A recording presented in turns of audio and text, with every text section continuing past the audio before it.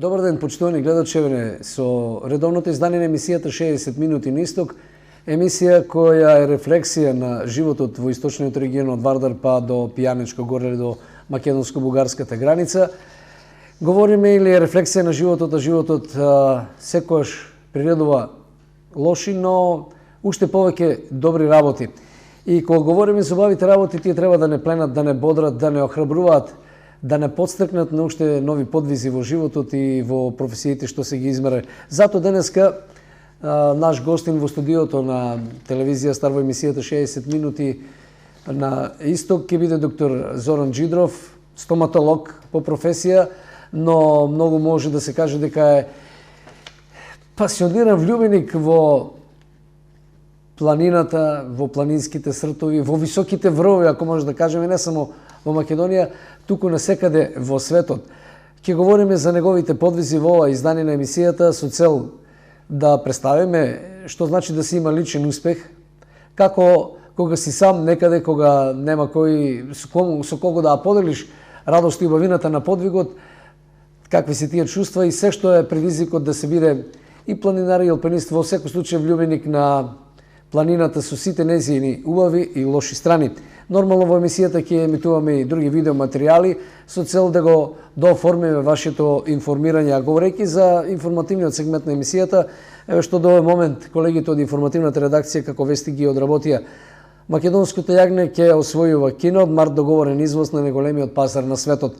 Белото злато или оризот ги зацрни оризопроизводителите, над 70% од оризот стои дома. Масовно се краде во објектите на некогашната јавна детска установа Малешево покрај Беровското езеро, во некогашниот атрактивен ресторан Бунгалови и детско одмаралиште. Сликата е ужасна.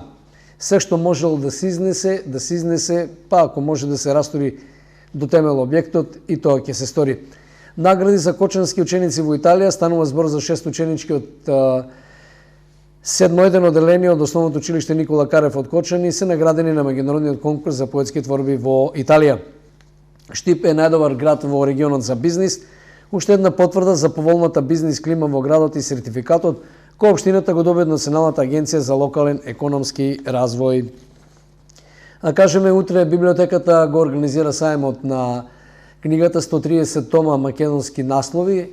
Сајмот ќе го отвори и за него ќе говори истакнатото литерарно име Ефтим Клетников, а веднаш потоа во 12 часот и 30 минути ќе биде извршена промоција на новата поетска книга на нашиот сограѓанин Благој Самоников. Време денеска сончево со максимални 19 степени, вечеро ведро, минимална 3 степени, утре повторно сончевина и максимална температура до 18 степени. Тоа е крок и портретот на овој денешен 2 февруарски ден, а реков гост во студиото ни е доктор Зоран Джидров, стоматолог, но најмалку во овој разговор ќе говориме за стоматологијата. Докторе, благодарам што сте гост во нашава емисија. Кога пред извесен период, не така одам, нели, општината ги направи номинациите кои ќе добие, и велат за особени признанија и афирмација доктор Зоран Джидров во освојувањето на високите врвови во светот. Мора да прашам заради тоа што ние граѓаните во Штип знаеме по нешто, но не и се што, нели? Ама некои од другите граѓани па воопшто не знаат. Ние тоа ни обврска професија да баратаме со информациите. Што беше одлучувачко, предпоставам пред повеќе години, Зоран Джидров да си ја вткае во душата таа љубов кон планината? Вака, прво благодарам на поканата.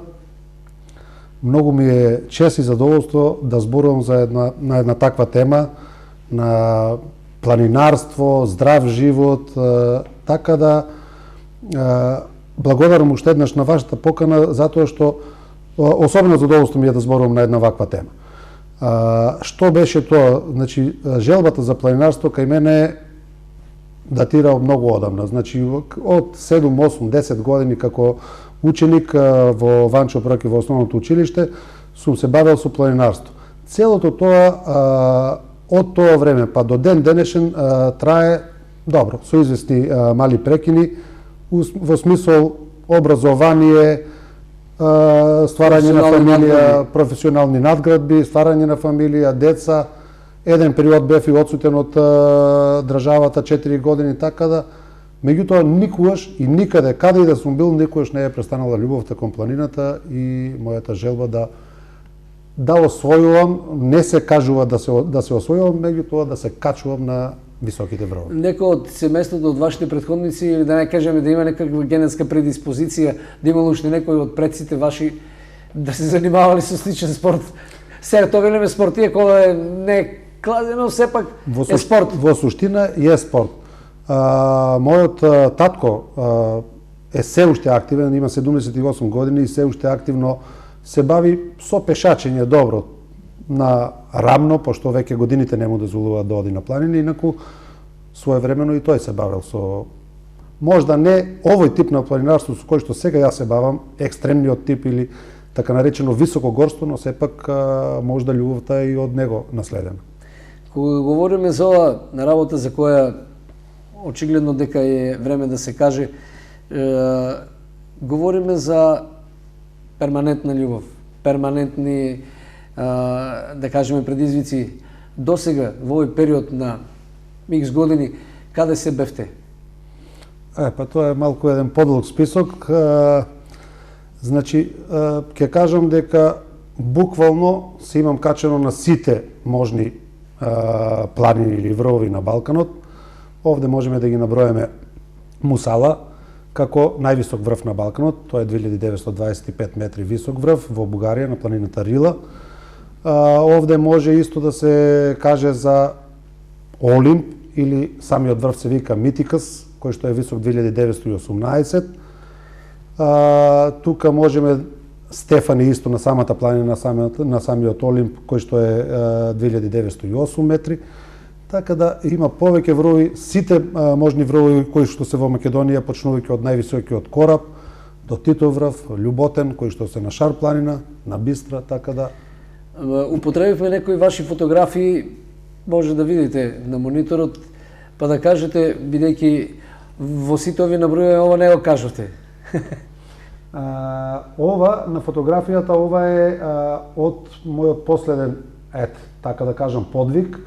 Ова е североисточни Хималаи. Ова се наоѓа на самата граница меѓу Киргистан и Таџикистан. Планина или врв кој што се вика Левин пик, висок 7134 метри, кој што обично за планинарите кои што сакаат да освојуваат или да скачуваат на така големи височини, ова е некоја увертира пред качување на, ние популарно збориме во планинарството, 8000-арка, значи на некој врв кој што е повисок од 8000 метри.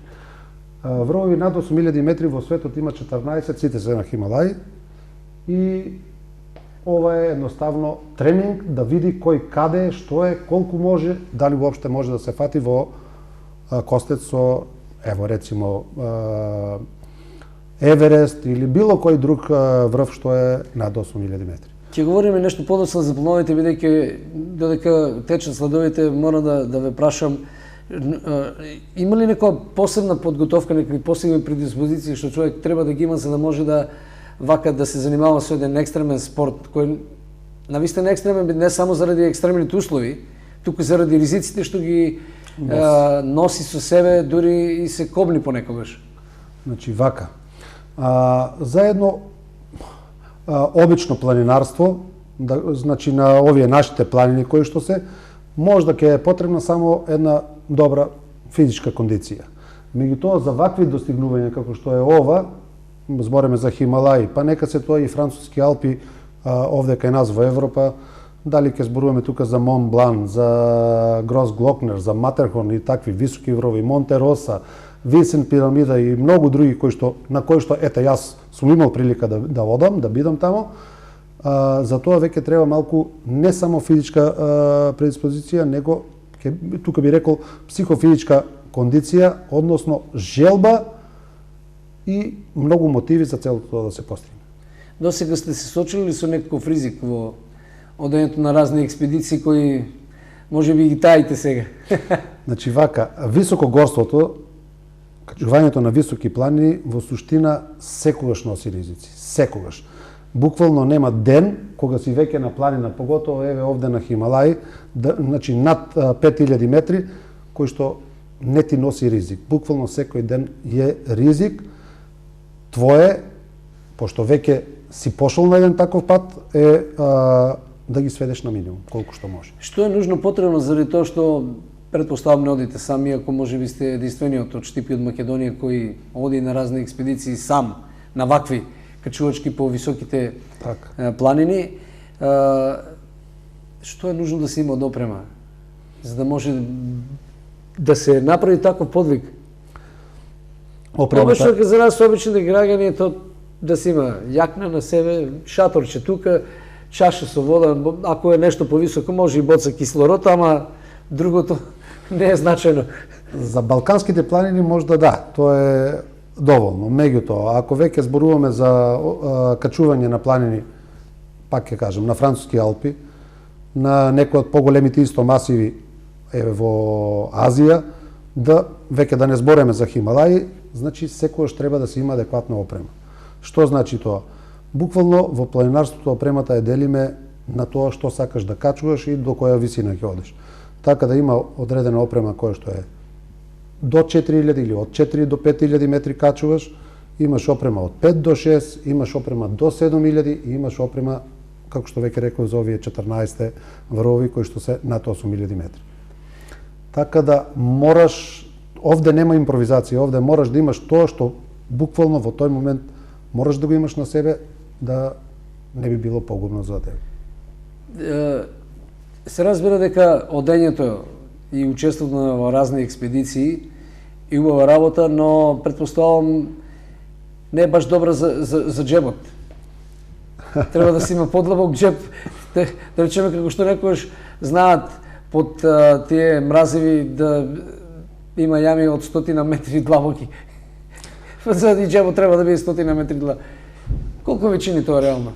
Значи вака, за секој едно високо горство за кое што зборуваме, потребни се многу големи финансиски средства.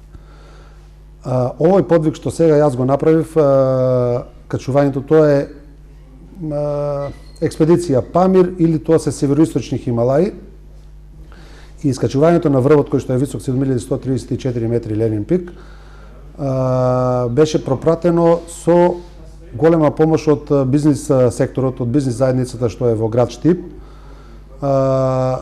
и нормално со мои лични средства, бидејќи навистина треба големи средства за целото тоа да се реализира. Овде дури би споменал некои од моите спонзори или како да кажам, помагатели. Пред се тука ќе кажам, ќе го споменам господинот Трајан од Квенбергер, АЦЕ би го споменал ЕАМ, Круме Китго, тука би ја споменал Метро, Бети Метро, кои што сесредно и финансиски и морално и на секој можен начин овозможија да еден ваков потпат биде реализиран. Нова последна мисија на која што бевте беше некаква балканска експедиција составена од луѓе или така ја крстивте. Покрај вас, предпоставам, немаше други од Македонија? Од Македонија имаше уште еден млад дечко од Скопје со мене. Во прв план експедицијата беше замислена да биде меѓународна. Требаше да има англиска екипа со нас. Меѓутоа тие во последен миг откажа заради тоа што веќе добија дозвола да качуваат врв во Непал, кој што беше скроз блокиран ради земјотресот. Така да тие откажа, не дојдоа со нас, останавме ние од Балканот. Овде имаше луѓе од Македонија, секако веќе споменав, Србија, Босна и Хрватска. Сите се качивте на врвот или кој како Никогаш не е возможно сите кои што се во експедицијата, значи секоја експедиција има луѓе кои што може на филм. На филм и да. На филм може. Да. Меѓутоа има секогаш, значи тука се прават психофизички анализи, карактеристики на луѓето кои што одат на една таква експедиција, за да се види кој докаде во суштина може да оди. Така да не постои експедиција кај што буквално сите се горе, значи пред се има луѓе кои што специјално се дојдени да имат некоја логистика тука, да вршат логистичка помош, експедицијата е секогаш успешна ако бидат во експедицијата и 30 и 50 човека, ако еден се качи, тоа се рачуна дека експедицијата е успешна. Така да во нашата експедиција ние имавме среќа, можда добро време, не знам како да кажам, нашата експедиција беше означена како најуспешна на североисточни Хималаи, затоа што од 10 плюс 3 после што се надоградија на нашата експедиција од 13 човека, ние 7 бевме на врв. Од држијата пуштате некои други слайдови да подсетиме? Ова е исто Ленин пик, североисточни Хималаи. Ова е некаде помеѓу C1, базниот логор што е број 1 и C2. Ова што беа, тоа се тие така наречени на англиски креваси или тие рупи, дупки во самиот лед, во самиот снег, кои што конкретно овде се некаде и до 100 метри длабоки. Ова е еден специфичен дел од целата експедиција што мора да се помине без страф, зашто овде буквално се гини и погина еден човек од Русија кој што е искусен планинар, 38 годишен водич на експедицијата, буквално на некои 100-200 метри пред нас.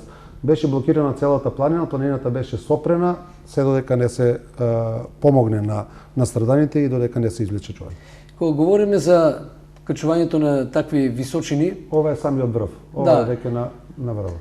Македонското знаме вообичаено, нешто подоста ќе говориме за тоа. Мене ме интересира заради екстремните услови, редок воздух, не знам, сега новие, мислам дека има и сонце, ама знае на такви височини времето да биде крајно непредвидливо. Значи, конкретно на самиот врв ние имавме, ќе кажам, релативно добро време. Значи, температурата беше околу минус 20, имаше сонце, меѓутоа пропратено со многу силен ветер, така да ветер обично ние кажуваме дека за некои 10 степени ја симнува температурата. Значи ако кажува на инструментите што им носиме минус 20, некаде е била до минус 30. Што пак ќе кажам беше релативно добра температура. Пошто овде може да биде и до минус 50. Често пати се случуваат, го спомнате непријатни случаи со планинарот од Русија. Се случуваат ли често да се премрзне ткивото, да замне, од разноразни. Тоа се искуствата кои се вообичаени за вакви експедиции, особено за луѓето кои пак знаат и многу почесто да се качуваат. Значи, токму затоа веќе напоменав. Кога се бира опрема, импровизација нема. За одредени висини, дали е тоа 7000 или 8000, поготово овие екстремни планини, зборам за Хималаи, треба точно да знаеш што ти треба и која опрема ќе ја носиш. Овде никаков вид на импровизација не постои. Не можеш да кажеш дека ајде јас ќе пробам, ќе се качувам со вакви чизми или со ракавици вакви или онакви. Точно треба да знаеш што треба да носиш. Инаку доаѓаш без раци или без нози. Освен на овој врв, што е можеби највисоки, претпоставам дека тој највисоки што сте го освоиле. Да, за мене да. За мене тоа е најголема висина. Кога се качивте, како одреагиравте? Која беше таа чувство, да кажеме, омаеност? Како ја споделивте таа радост? Значи, вака. Бидејќи секое може би ќе скокнете, ама секое качување на одреден врв кај мене буди, како да кажем, измешани емоции. Значи, буквално секој врв. За мене е бил посебен доживљај да се качам на Монблан. Посебно задоволство ми е било кога бев на врвот на Гросглокнер. Посебно задоволство ми е кога сум бил на Винсент пирамида. Посебно ми е задоволство било кога сум бил на Ерџиес, еден голем врв во Турција, 4000 скоро метри, 3917. Така да секогаш емоциите се помешани. Меѓутоа, качувањето на врв преку 5, 6, во овој случај 7000 метри е нешто посебно. Овде емоциите ми беа толку многу измешани да јас кога се навраќање, кога веќе бев сигурен дека сум бил на врвот и дека веќе сум се вратил доле, кога првиот пат се чув со мојата фамилија, буквално јас не знаев што правам. Јас и плакав и се смеев во исто време, единствено мојата ќеркичка ме препозна и после прашуваше тато зошто плакаш, како плакаш, а јас не знам во суштина дека сум плакал. Измешани чувства. Да, да. Тоа исто како на Олимпијада добиете златен медал. За мене да. Сега не знам, некој другачие размислува, меѓутоа за мене беше многу големо задоволство и чест да воопшто стигнам до таму. Има ли разлика меѓу овие хималајските врвови и овие европските на Алпите? Мон Блан. Значи секој врв си носи своја тежина. Заради предизвиците што стоат. Хималајските врвови се прво многу високи. Значи разредениот воздух што веќе споменавте е главна пречка, така да кажам. Студовите се исто многу поголеми и тоа е во суштина разликата меѓу Хималај и остатокот од планините. Другите планини може да носат посебни тешкоти. Еден Грозглокнер кој што веќе го споменав, например, е половина, како да кажам, комбиниран врв. Има технички делови, има делови кои што се буквално секој планинар може да ги оди. Меѓутоа токму тоа му дава тежина. Не е само Грозглокнер. Ерџиес во Турција, например, е исто така комбиниран врв, кај што имаш буквално качување по карпа, по вертикала, кое што е во тие временски услови е, например, со покриена со мраз, така да тие се посебно тешки услови за качување. Секоја планина си носи своја тешкотија и качувањето на неја посебно задоволство. Говориме за една тешка дисциплина. Може ли секој, буквално, па и вие кога ќе се најдете во разни околности, на разни врвови, различно да ви биде потребен период за да го освоите врвот? Тоа е апсолутна вистина, затоа што може да се деси, ние збориме дека пред се тука збориме за разреден воздух. Значи, поготово на големите планини. Што значи разреден воздух? Овде зборуваме значи за висинска болест. Висинска болест во суштина на нашите балкански планини не постои. Меѓутоа, над 3000 метра, по моето видување, некаде околу 3400 метри веќе почнува првиот оној удар врз организмот, кај што оние луѓе кои што се помалку, така да кажем, аклиматизирани, значи помалку се биле на тие веќе висини претходно, веќе го чувствуваат тоа, манифестира се во прв момент со главолки, тоа е она првото. Да не зборуваме потоа може да оди до многу посериозни ситуации во организмот. Меѓутоа, тоа некаде почнува од 3400, доколку се помине таа бариера и тој праг, некаде до 5000, барем спрема мене, до 5000 сум бил фит, не сум никакво чувство имал. Конкретно јас не сум имал и над 5000, меѓутоа знам од другите што беа со мене дека над 5000 почнуваше тај втор бран или втор удар, кај што веќе чувствува стварно малку посериозни последици на своето здравје. Откако и тоа ќе се помине, јас барем нагоре немав никакви проблеми. Нужно ли е психофизичка подготовка, онака како што, да речеме, ги гледаме врвните спортисти да примерно да се подготват да бидат у топ кондиција за било која работа, понекогаш во овој екстремен спорт ми се чини многу поважно да се издржи таа психолошка борба со себе отколку да се биде физички подготвен. Сите физички ќе се снајдат, да речеме, ќе се подготват, дали ќе трчат по, не знам, по километри за да дојдат до кондиција, но она психолошката подготовка е многу позначена. Значи, дефинитивно, мораш прво да си во топ физичка кондиција, тоа да. Меѓутоа, ние можеме сите да дојдеме до еден степен да сме физички, кажеме, фит и добро подготвени сето тоа. Ова второто што го рековте е можеби најважното.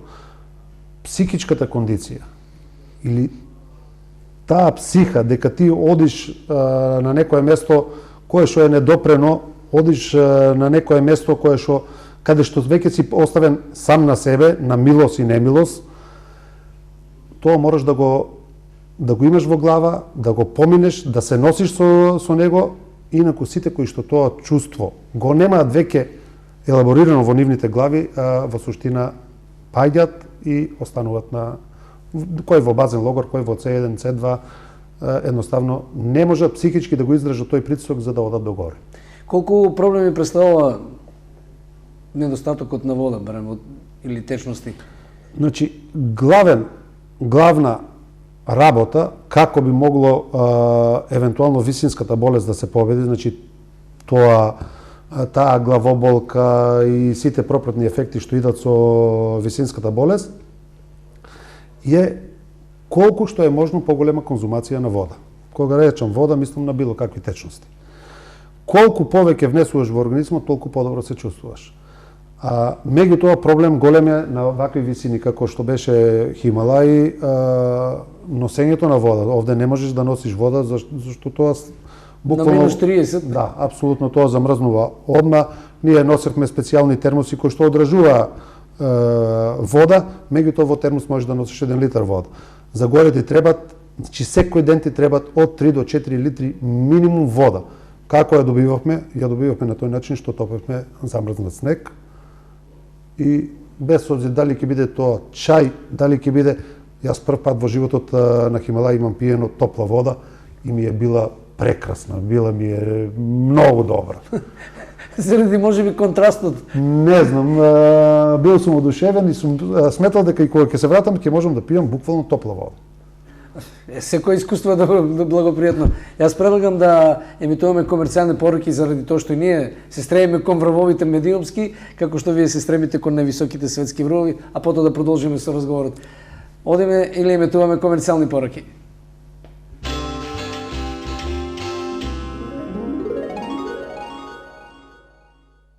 Од 25 јануари до 10 февруари, цели 22 срекни денови во Марвел. Попусти до 60% на твојот совршен пар. Кај нас сами го бирате вашиот попуст. Ве очекуваме. Стара чаршија, Штип. Марвел. Каде и да одите, не заборавајте со себе да го понесете Виватап, единственото и оригинално средство за подобрување на водата од чешма насекаде во светот. Не стравувајте од можни инфекции, не се оптоварувајте со дополнителни товари купени вода во пластични и стаклени амбалажи. Вие во вашата рака го имате вистинското решение за здрав и сигурен одмор. Виватап е лесен за транспорт и употреба и кога сте надвор од дома. Пите вкусна и свежа вода и уживајте со Виватап. Вкусно и здраво, природно сушено овошје и зеленчук на планински воздух. Агромакс збирува во сите маркети на Китго, генерален партнер за Источна Македонија. Агромакс, едноставно природно. Технички преглед, сервис и регистрација за комплетна доверба во вашето возило. Сдружение на возачи, зашто сигурноста нема цена. Нада Меркур секогаш подобри од другите. Кравио сирење бучен козјак 248 денари. Шунка ПКБ Мини 75 денари. Паста за заби Колгейт 57 денари. Глос за садови 46 денари. Омекнувач Виолета со гратис бришачи 139 денари. Купка Долф 179 денари. Дезодоранс Рексона 99 денари. Нада Меркур, населба Сењак. Кузе 2000 од Кочани е најголемиот салон за плочки и санитарија во источниот регион. Керамички, гранитни, стаклени и декоративни плочки, мозаики плочки од грб порцелан, кади, џакузи, туш кабини и паравани, мебел за купатила,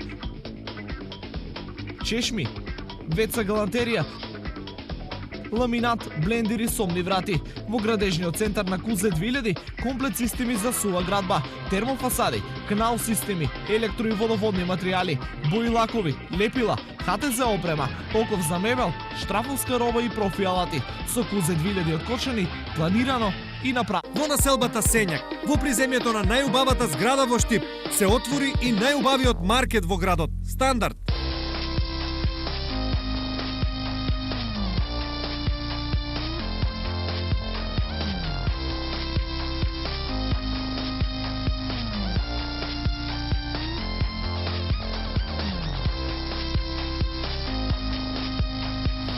Стандардно највисок квалитет и стандардно најниски цени.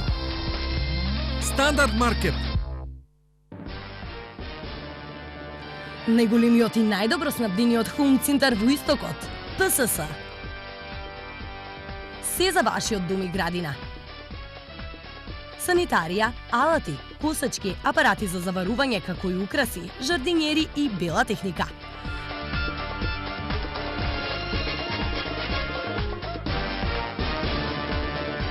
Дојдете и ќе се уверите. ПСС Хоум Центар. И оваа недела неверојатно ниски цени во туш. Орис Рефус 49 динари за килограм. Кравјо сирење туш 199 динари за килограм.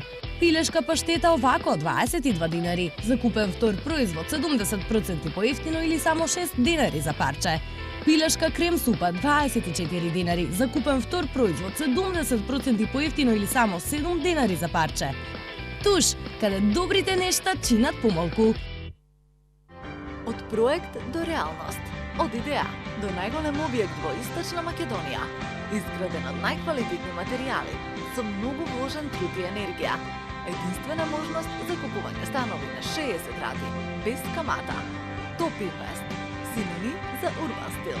Стабилност и удобност на вашиот дом. Да се биде најдобар е предизвик, но и голема обврска кон сите потрошувачи кои го очекуваат само најдоброто. Затоа Прумес и после години работа мисли на вас. Секој вторник и петок 5% попуст на целата палета сопствени производи. Прумес во Виница, Кочани и Штип.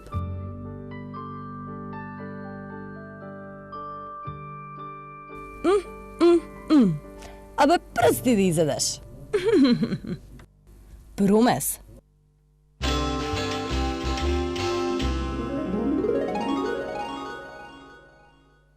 Како да го уживаме секојдневниот живот со Бог во различни ситуации, на ТВ Стар зборуваат и поучуваат светски познати говорници Джойс Мајер и доктор Чарлс Стенли, како да се приближиме и да имаме секојдневен контакт, растејќи во познавањето на Бога.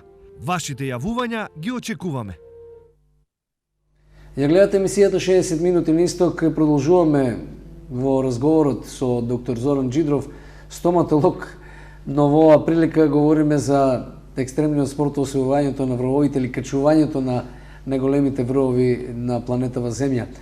Доктор Джидров, пред известен период видовме кога го заврши тоа последнава експедиција Македонското знаме. Так. Говоревме дека експедицијата беше балканска, ама некој во Македонија тоа никако да попреме фасцинантни, информативни, да кажеме, побудување на чувства.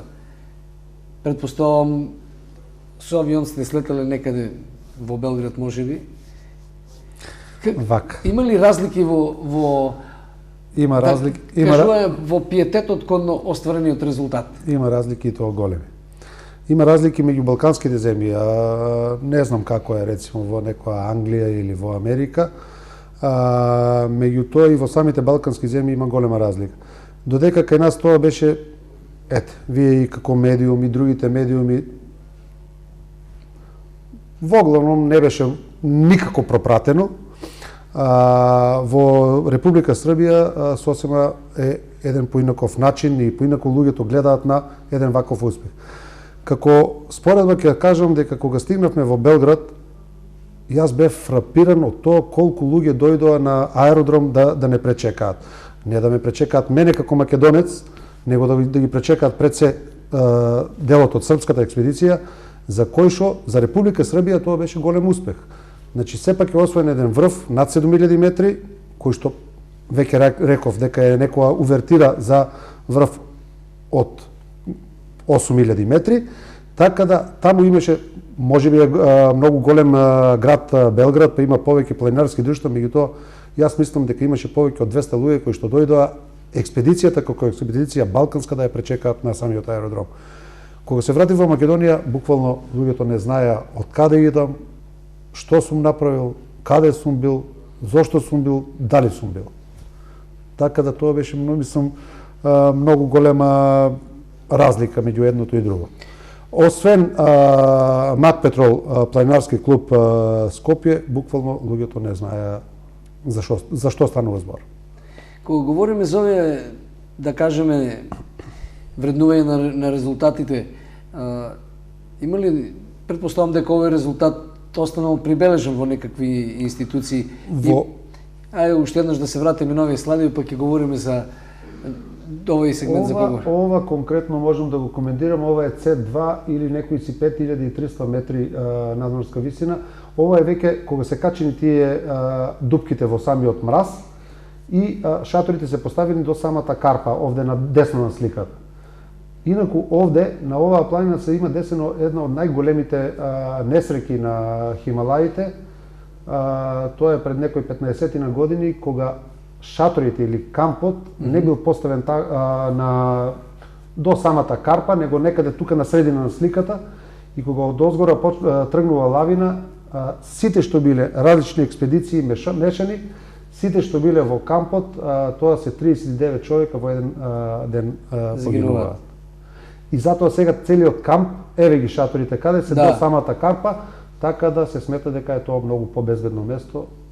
Сега тоа е 5300, пред почнување на качување на C3, 6 и 100 и уште еден додатен што ние го направиме камп, висински камп, тоа беше на 6450 метри.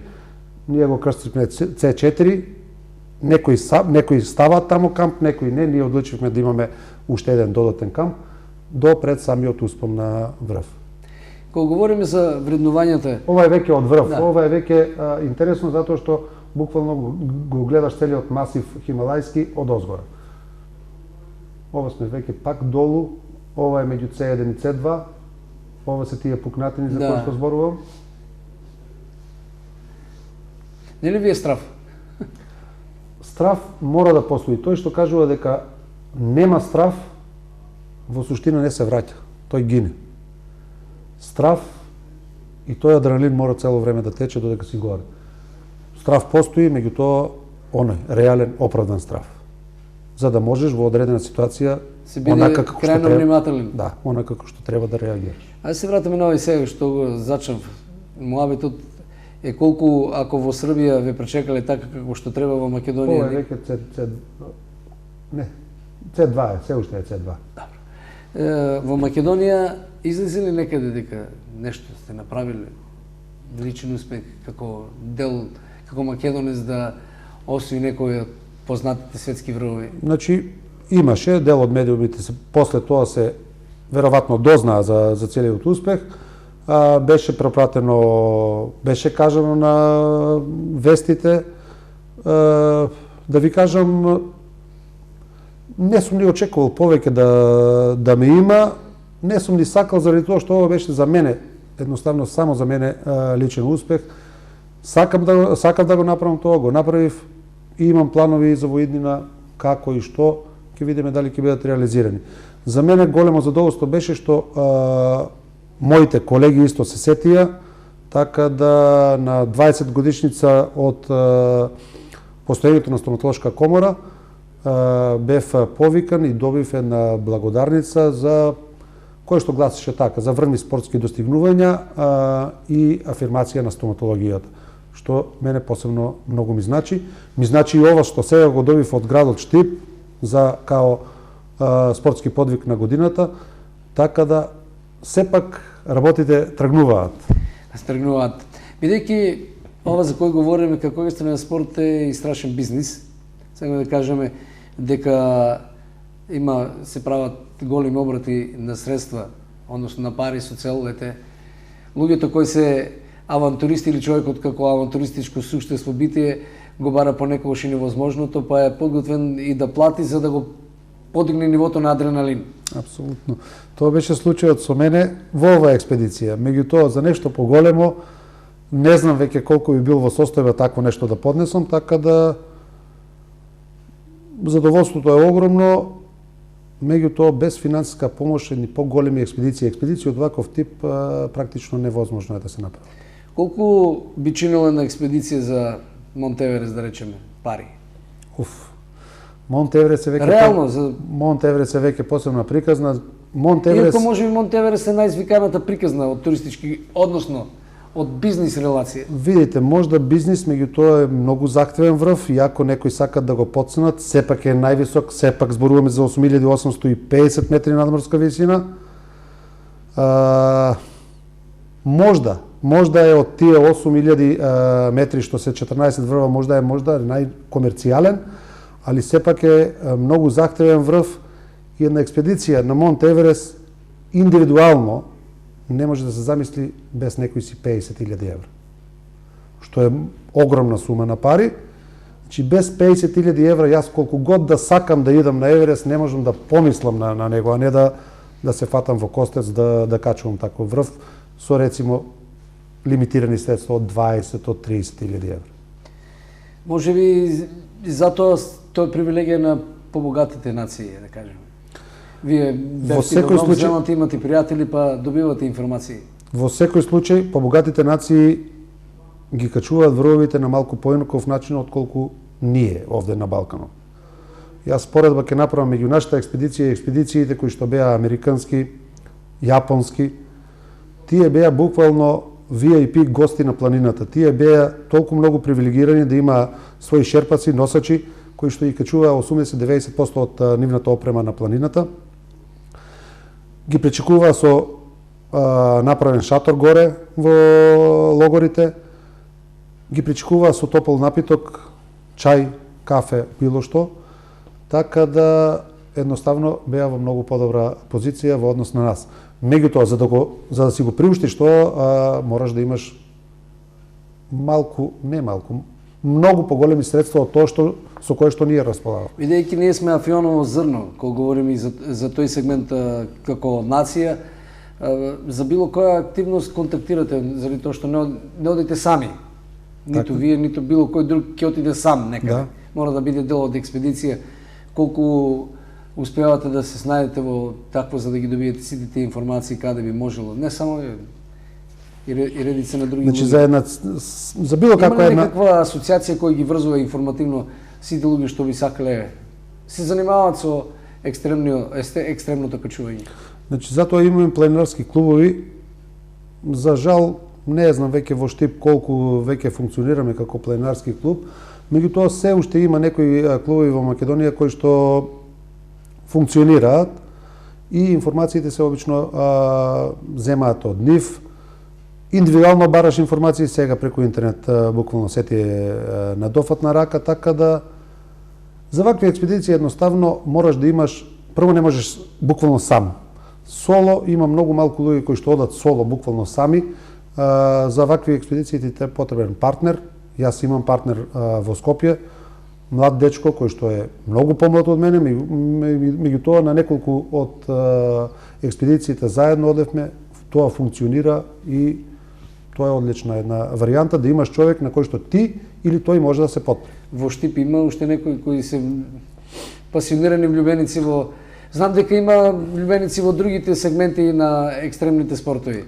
Во Штип имам истомисленици, меѓутоа сега за ова, за високогорство, за освојување или за качување на тие големи високи планини, јас немам партнер од Штип, меѓутоа може да се најде, секогаш има интерес, барем кај младите секојдневно слушам дека има интерес за едни такви достигнувања. Да проговориме за плановите. Што е тоа што би можело ова или до година, како ќе се создадат услови? Значи, плановите се тие. Плановите се качување на врв од преку 8000 метри. Пред се тука можам да ги споменам Манаслу, Чоју, како едни врвови кои што можеби финансиски најмалку ќе коштат, а веќе се преку 8000 метри. Меѓутоа, цел на секој еден планинар, на еден високогорец е алпинист, е достигнување на највисоката точка на светот, односно освојување или качување на кровот на светот. Тоа е Монт Еверест, така да тоа е и моја желба, моја цел. Ако единствено не би можел да идам таму, ако финансиски не можам да се најдам себе си. А во меѓувреме? Во меѓувреме, за оваа година планирам пак враќање на француски Алпи, значи качување еден екстремно тежок технички врв Матерхорн, тоа ми е во план. Друго, имам во план одење во Иран, тоа е еден голем масив, врвот се вика Дамавант, висок, захтевен, физички врв, пак на еден начин тренинг за пред Хималаи. Тоа е висок 5671 метар и на мене ми е во план качување оваа година на лето. Исклучително тешки ли се овие, па да кажеме, подвизи? Иако кога се говори за Европа, како да е тоа... Значи, овие два кои што јас ги имам зацртано, едниот е технички тежок врв, значи качување буквално по карпа, нема одење, нема ливадарство, планинарство, како да го кажам, доста захтевен врв, мораш да бидеш пак, како што реков, веќе со партнер, човек на кого што ти му веруваш и тој ти верува, значи да имаш обезбедување и ти за него, и тој за тебе. Слично ли е тоа како на филмовите, речем, од невозможна мисија? Па добро, сега филм како филм, али има сличности во секој случај. Дури без мислам, без некакво обезбедување? Без обезбедување, барем јас не планирам на Матерхорн, на врв како Матерхорн да одам, така да веќе реков, едниот е технички многу захтевен, многу тежок врв, а другиот е веќе физички врв, така да сакам да ги искомбинирам техниката со физичките предиспозиции за, пак ќе кажам, еден добар, голем тренинг за се надевам Еверест во иднина. Чудна е, да речеме, ова би рекола не манија, ама љубов кон екстремниот спорт, особено кај луѓето од вашата бранша, тоа вие, па доктор Кедев, па доктор Угриновски. Мислам дека има уште некој што не сме го открили.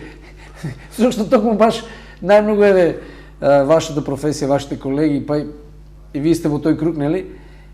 Со нешто што е невообичаено. Не би рекол, не знам, јас мислам дека таа пресија е порив посебен. Јас сепак мислам дека таа пресија што е присутна во медицината, во стоматологијата, те прави да се најдеш себе си и да најдеш одушка некаде во природа, така да не знам, јас имам зборувано и со професор Угриновски и со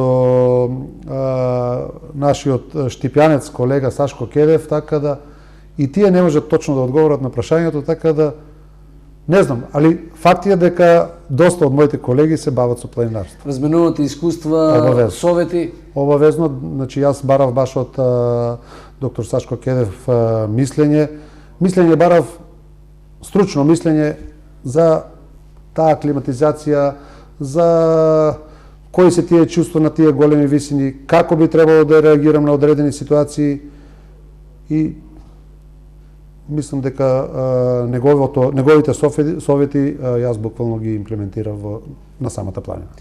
Им недостасувате ли на семејството кога не сте тука? Јас сакам да кажам како реагира семејството на сите овие. Па не знам, тоа секако треба и нив да ги прашате, меѓутоа тоа се гледа, тоа се чувствува дека буквално тие 20-25 дена на планина, поготово на ваква планина, тие се со тебе цело време. Тие се чувствуваат со тебе и синот и керката, например, кажуваат дека тоа е за нив исто како и тие да се качиле, како цело време биле со мене. Нема Facebook на планина, нема и интернет. Немаш ништо. Немаш ништо. Освен фотоапарат кој ќе излезе после враќање. Значи ние и за фотоапаратот кој ви кажам. Говориме за комуникација некаква. Значи ние буквално требаше во старт и со боци кислород да одеме, требаше да имаме сателитски телефони. Тоа сето падна во вода, така да ние буквално отидовме спартански на планината, немавме ама буквално никаква комуникација. Така да 20 дена ти си одсечен на планината и никој за тебе буквално ништо не знае. Зборувам во нашиот случај. Богатите нации сосема другачие функционираат. Така да на мене ми е посебно драго да преку 7000 метри бевме без боци, без кислород. Така да тоа уште едно достигнување повеќе, барем за мене. Колку се апаратот сакав само ова да ви кажам. Значи кога бевме веќе горе, македонскиот дел, морам да нагласам, беше еден од поспремните во целата експедиција, така да ние први бевме горе на врв, и кога јас и мојот колега од Скопје сакавме да се сликаме, правиме тој на мене една фотографија, јас на него една друга фотографија, апаратот на таа висина од преку 7000 метри и на тој ветар и на таа температура застана, буквално престана да функционира. И сега ние велиме што да правиме? Дали да чекаме некој друг да дојде, за да можеме да добиеме некои фотографии, или да се враќаме? Одлучивме дека една фотографија како ни една, дека ќе ги чекаме, така да можам да кажам дека горе, мада е тоа веќе грешка во старт, јас бев горе на врв 1 сат и 20 минути, што е многу, претерано многу. Значи, горе се задржуваш на врв обично 10 минути. Меѓутоа, сметавме дека е до батериите на апаратот, кога се симнавме на 6450, на 6450 на C4, апаратот почна пак да слика. Значи, не беше до... електрониката. Не знам што е било важно, од еднашка блокира. И се не биле екстремни условите. Да. Имаше ли тоа влијание на здравјето? Саат и 20 минути е ненормално многу да бидеш горе на врв преку 7000 метри, меѓутоа, кажав, толку многу ми беше некоја цел поставена во животот, дека можам тоа да го направам, толку многу бев физички и психички фит, здрав за да го тоа сторам, така да апсолутно немав никакви последици. Дури на враќање помогнавме на една американска двојка да се симне, они беа буквално, како и самиот апарат, беа блокирани, едноставно не знаеа каде се. Тие немаа појма дека се на планината, дека се беа на 24 метри од врв, не успеа да се качат, се симнаа заедно со нас и помогнавме и беа премногу среќни што достигнале висина од преку 7000 метри. И што спаселе живо глава? Па едноставно ние почнавме да разговараме со нив, тие воопшто не респондираа, воопшто немаше никаква комуникација со нив. Едноставно тие не знаеа каде се. Како се вели тоа мозочно слепило? Кога се блокира? Значи, за некои си 100 метра, кога се симнавме подолу, тие веќе почнаа да комуницираат и тогаш станавме свесни дека горе тие не беа тие не беа своји. Тие не беа... Да. И само уште едно прашање, кога говориме за Штипи, има ли други млади луѓе кои евентуално би се приклучиле, ако вака почесто говориме за успесите и подвизите што ги имате? Јас би сакал да има многу повеќе емисии на ваква тема, планинарство, алпинизам, високогорство, затоа што гледам и осеќам дека има многу интерес кај младата популација. Можда ќе треба малку поголема афирмација, можда вие како медиум исто треба тука доста да влијаете. Мислам дека кај младите има голема желба за достигнување на големи Штип алпинистички клуб? Или планинарски, сега беше Лисец, говорите? Лисец беше, се уште нешто функционира, колку функционира не знам. Меѓутоа знам дека постои качувачки клуб. Тоа е качувачки клуб, тоа е спортско качување на вештачка карпа. Класичен алпинизам, па не знам, мислам дека повеќе од 20 години веќе не функционира во градот.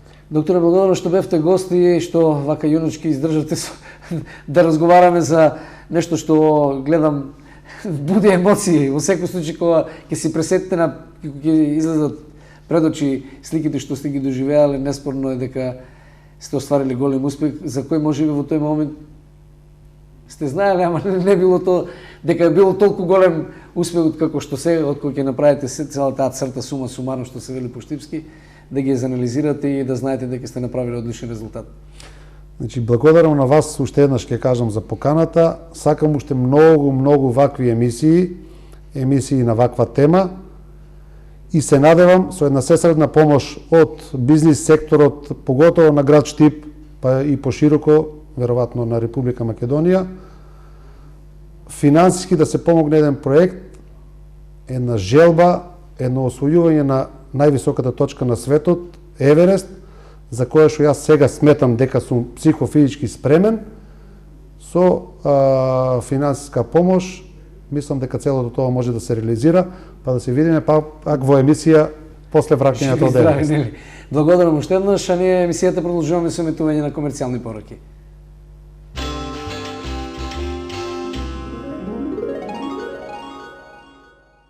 Најниски цени во маркетите на Китго. Павлака вкусно 19 денари. Мајонез вкусно 89 денари. Чаден свински врат Глобус 276 денари. Свински пршут слайс 76 денари. Макарони Гондола 39 денари. Чоколадни бананки Дона 32 денари. Пиво Наше Македонско 60 денари. Детергент Мерикс 3 килограми со гратис мер 210 денари. Маркети Китго.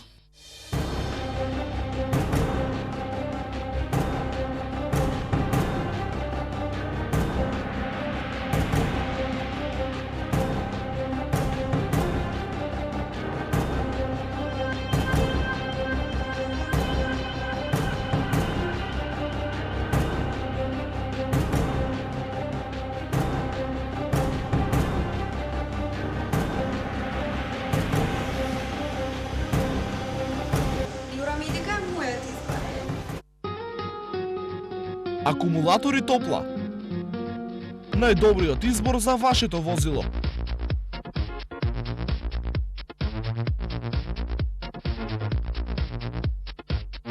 Откуп на стариот акумулатор, стручна монтажа и проверка на вашето возило. На едно место, во Ивал Трейд Штип. Кузе 2000 од Кочани е најголемиот салон за плочки и санитарија во источниот регион. Керамички, гранитни, стаклени и декоративни плочки, мозаики плочки од грб порцелан, кади, джакузи, туш кабини и паравани,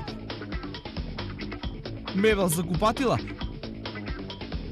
чешми, WC галантерија, ламинат, блендери, сомни врати. Во градежниот центар на Кузе 2000, комплет системи за сува градба, термофасади, канал системи, електро и водоводни материјали, бои лакови, лепила, ХТЗ опрема, оков за мебел, штрафовска роба и профи алати. Со Кузе 2000 од Кочани, планирано и направено. Старењето на кожата е природен процес, но можете многу лесно да го запрете часовникот на вашето лице. За кратко време ќе ги избришете годините и ќе се подмладите. Мите се редовно со сапунот од козјо млеко со коензим Q10. Резултатите се видливи само по 1 месец, а долготрајната употреба е вистински погодок за лица со над 35 години. Сапунот може да даде одлични резултати и за другите делови од телото, вратот, рацете, градите. Добре дојдовте! Најголемиот, најснабдениот, најефтиниот мегамаркет во градот ве очекува. На 5000 метри квадратни и собствен паркинг со над 100 паркинг места. Елкос Груп. Елкос Груп. Се на едно место. Храна, пијалоци, електрика, бела техника или пак гардероба. Елкос Груп, каде купувањето носи насмевка. Од 25 јануари до 10 февруари, цели 22 срекни денови во Марвел. Попусти до 60% на твојот совршен парк. Кај нас сами го бирате вашиот попуст. Ве очекуваме. Стара чаршија, Штип. Марвел. Најопремени и најефтини, Паневски. Продажба на иверка, медијапан и оков за мебел, како и компјутеризирано кроење и кантирање со најсовремени машини. Во Паневски и алуминиумска столарија и ПВЦ, како и оков за алуминиум и ПВЦ. Повелете и проверете во кругот на Туртел Штип или јавете се на 078 424 682. Паневски. Голема предновогодишна акција во Зендолино. Чаден свински врат 269 денари, сардина Мирела 33 денари, риба Ослич 128 денари, туна Бадуко 64 денари, златен пек 44 денари, корнишони 48 и феферони 42 денари. Чоколадо Милка Нойсет 44 денари, тоалет Виолета 8 во 1 85 денари и Мерикс 2 килограми за само 169 денари. Зендолино, 20 години мисли на вас. Ладно цедени масла за секојдневна употреба. Масло од сончоглед, исцедено од природата. Фила.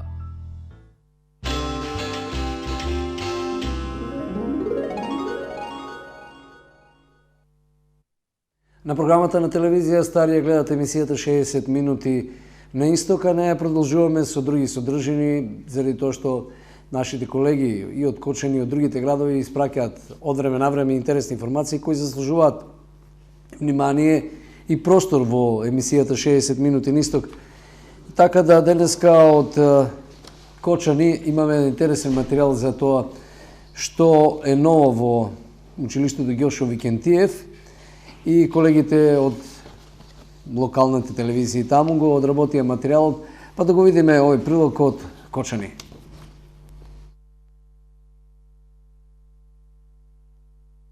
Со започнувањето на второто полугодие од оваа учебна година започнуваат и општинските надпревари за стручните средни училишта. Учениците од средното општинско училиште Ѓошо Викентиев, кои секоја година учествуваат на вакви надпревари, веќе започнаа со подготовките за општинските надпревари, изјави директорот Димче Сребренов. Според дадената агенда за реализирање на државните надпревари од средните стручни училишта, според таа агенда, веќе во февруари ќе почнат општинските надпревари, кога по самите класови ќе треба да се направи надпревари и да се изберат учениците кои понатаму, некаде на крајот на февруари, би не представувале на регионалните надпревари, кои ова година ќе се одржат во нашето училиште.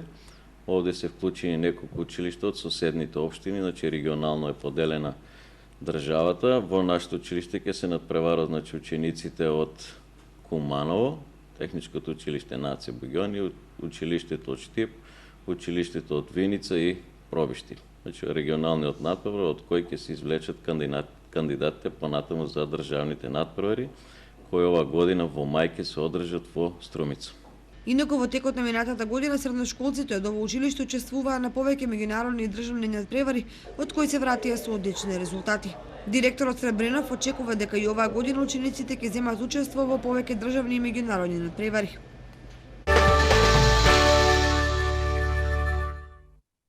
И во Штип, па и во другите градови кога нема, ама кога ќе се натрупаат повеќе настани во еден ден.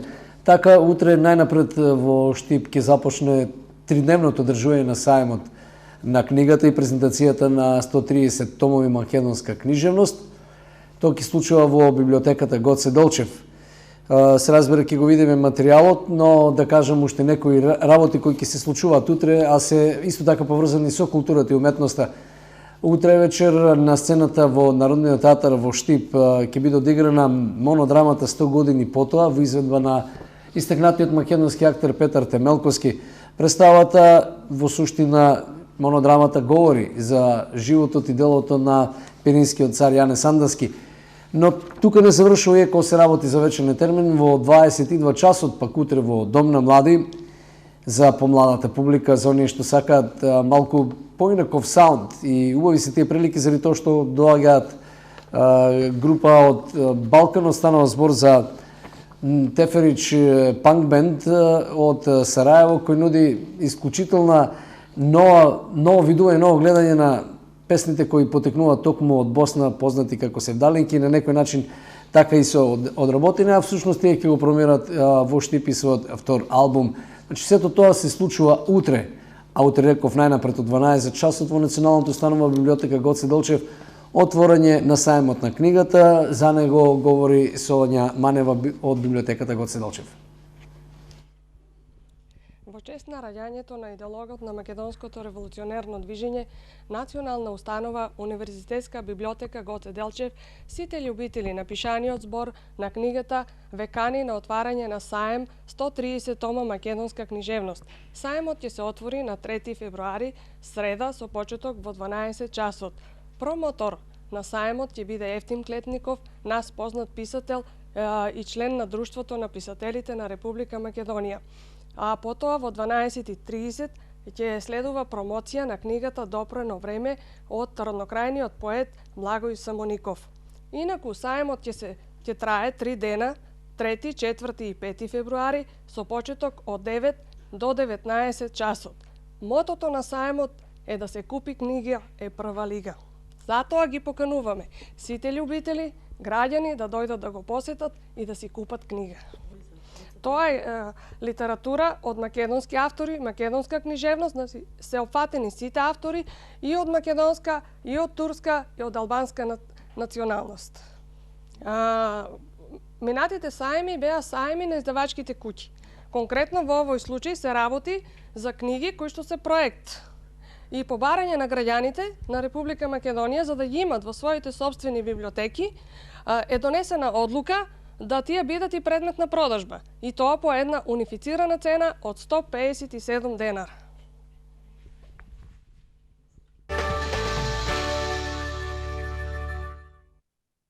Со ова содржина ги исцрпевме содржините предвидени за денешното емитување на емисијата 60 минути на исток.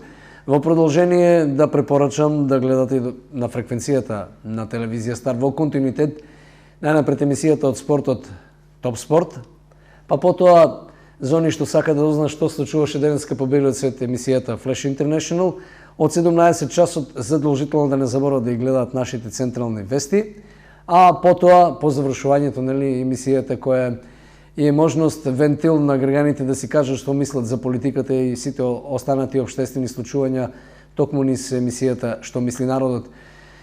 Тоа беше се за ова издание на емисијата 60 минути на исток. Ви благодарам за вниманието, останете со здрави, како и секогаш со програмата на телевизија Стар.